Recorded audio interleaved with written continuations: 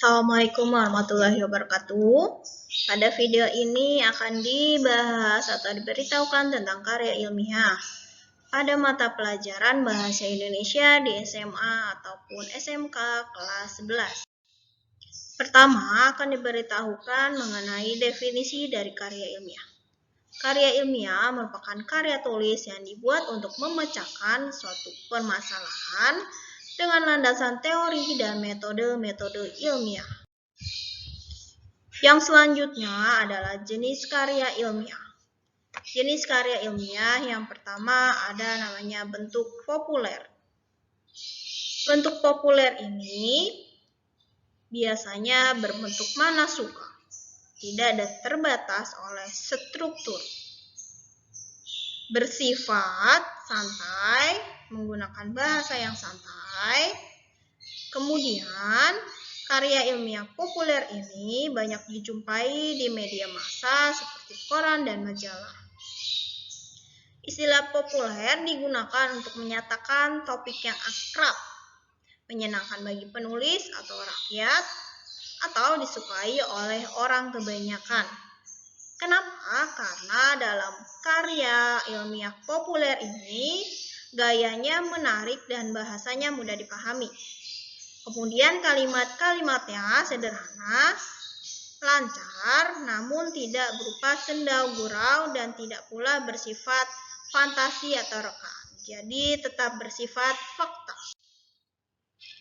Berikut adalah contoh dari karya ilmiah yang berbentuk populer. Di sini dijelaskan tentang pentingnya pendidikan pada keluarga. Yang kedua, ada jenis karya ilmiah yang berbentuk semi formal. Nah, bentuk karya yang semi formal ini umumnya digunakan seperti laporan biasa ataupun makalah. Berikut adalah struktur dari karya ilmiah semi populer. Di sini yang pertama ada halaman judul, yang kedua ada kata pengantar, yang ketiga ada daftar isi, yang keempat ada pendahuluan, yang kelima ada pembahasan, keenam ada simpulan, yang terakhir pasti harus ada namanya daftar pustaka. Yang selanjutnya jenis karya ilmiah berbentuk formal. Ya. Nah, karya ilmiah yang berbentuk formal ini disusun memenuhi syarat-syarat kelengkapan akademis secara lengkap. Nah, pada bentuk formal ini bisa dijumpai misalnya pada skripsi, tesis, atau disertasi.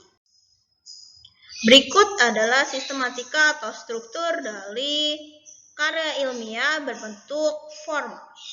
Yang pertama ada judul, yang kedua ada tim pengembang, yang ketiga ada kata pengantar, yang keempat ada abstrak, yang kelima ada daftar isi, yang keenam ada bab pendahuluan, yang ketujuh bab telah kepustakaan atau kerangka teoritis, yang selanjutnya ada bab metode penelitian, kemudian ada pembahasan hasil penelitian, yang selanjutnya ada simpulan dan rekomendasi, terus harus ada namanya daftar pustaka.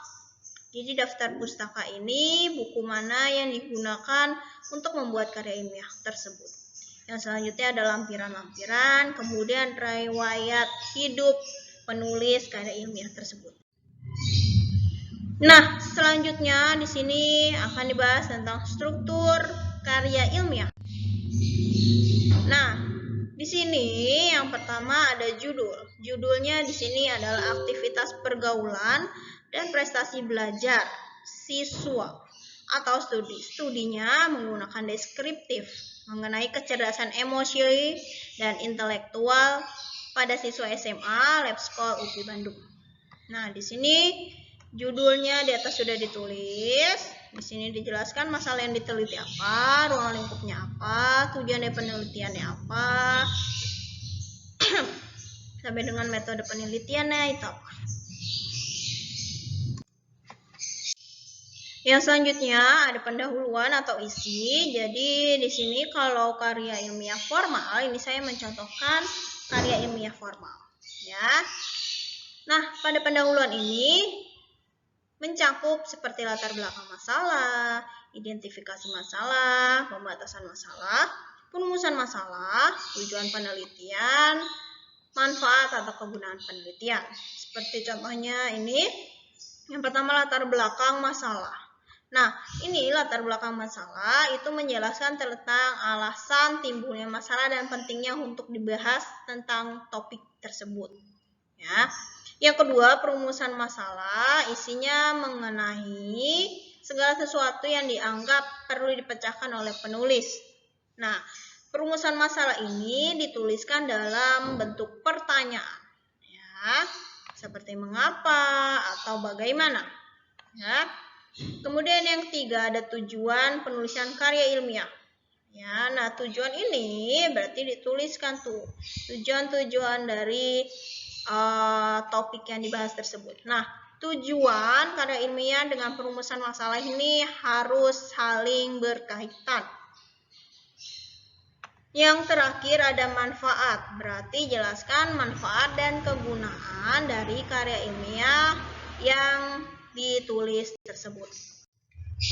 Yang ketiga, kerangka teoritis ini isinya yaitu kajian pustaka atau teori-teori landasan tentang topik yang dibahas. Yang keempat, ada metode penelitian. Berarti ini metode-metode yang digunakan dalam menulis karya ilmiah. Yang pertama ada metode deskriptif, yang kedua ada metode eksperimen, yang ketiga ada metode penelitian kelas. Yang selanjutnya ada pembahasan, berarti isinya tentang isi pokok karya ilmiah tersebut, ya, tentang topik yang dibahas. Ya.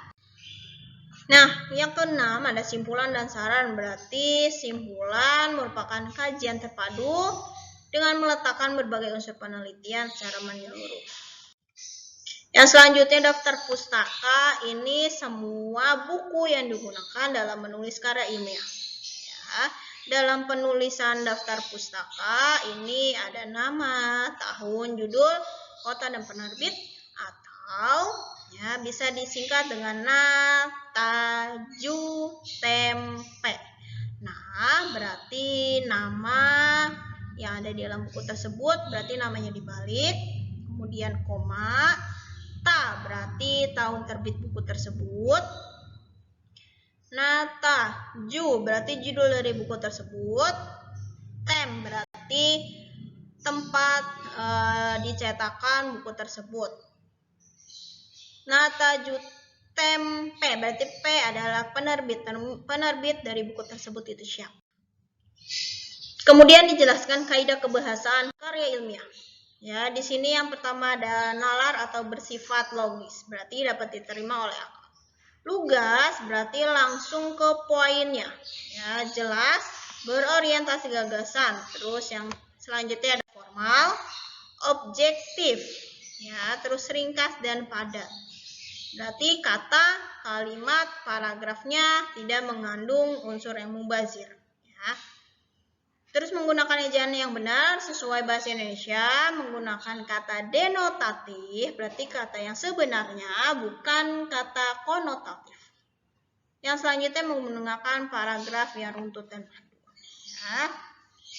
Jadi itu dia informasi tentang karya ilmiah, mulai dari pengertian, jenis-jenis, struktur, dan kaidah kebahasaan.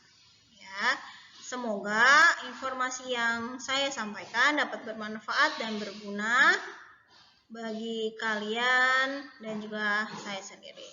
Assalamualaikum warahmatullahi wabarakatuh.